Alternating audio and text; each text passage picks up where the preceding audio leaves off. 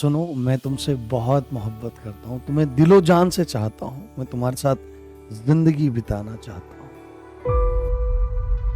ये तुमने फूल क्यों फेंक दिया? क्या मतलब है तुम मेरे साथ नहीं रह सकती हो?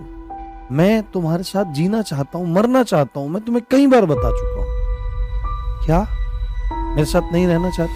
ध्यान से सुन लो मेरी बात। अगर तुम हमारी नहीं हो सकती तो तुम किसी की नहीं होगी, और मैं अपने साथ फूल और दूसरा इंतजाम दोनों लेकर चलता हूं।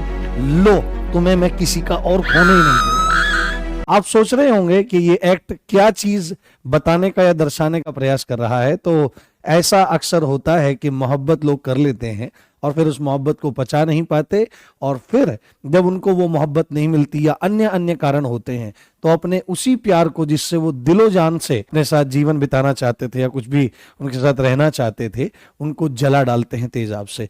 बीएनएस की धारा 124 बात करती है एसिड अटैक के बारे में कि यदि कोई जानबूझ करके किसी के शरीर को या शरीर के किसी अंग को झुलसाने के लिए, पूरी तरह से विकृत करने के लिए तेजाब का यानी एसिड का प्रयोग करता है और गंभीर चोट पहुंचा देता है, तो उसको कम से कम 10 साल की सजा और मैक्सिमम आजीवन कारावास की सजा हो सकती है। और अगर ये अटेम्प्ट, जैसे मैंने यहां पर दिखाने का प्रयास किया कि मैं एसिड फेंक रहा हूं और एसिड फेंक गया और चोट हो गई, गंभीर चोट लग गई है, तो यह सजा है कि आपका 10 साल से लेकर आजीवन कारावास। परंतु यदि इसका प्रयास माना गया कि करने की कोशिश करी पर हो नहीं पाया, तो 124 की धारा 2 में आपकी जो सजा है वो मैक्सिमम 7 साल तक की हो सकती है, और एसिड देना भी प्रयास करने के अंतर्गत ही आता है। तो अगर किसी से मोहब्बत करें तो करते रहें, पर उसके साथ में ऐसा काम ना करें कि मैं तुम्हारे साथ नहीं जी सकता तो तुम्हें किसी और के साथ भी मैं जीने नहीं दूंगा।